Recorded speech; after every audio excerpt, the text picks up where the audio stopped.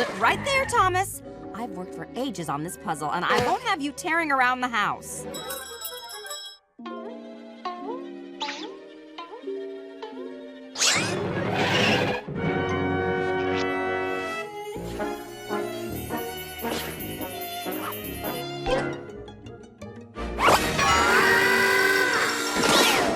Yes! After 4 weeks, I finally finished this 500-piece puzzle.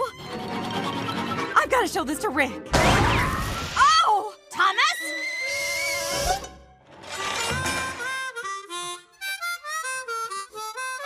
All right, Thomas. Now you control yourself, or it's back into the cage you go. So there are no hard feelings. There'll be a bowl of milk waiting if you're good. Okay?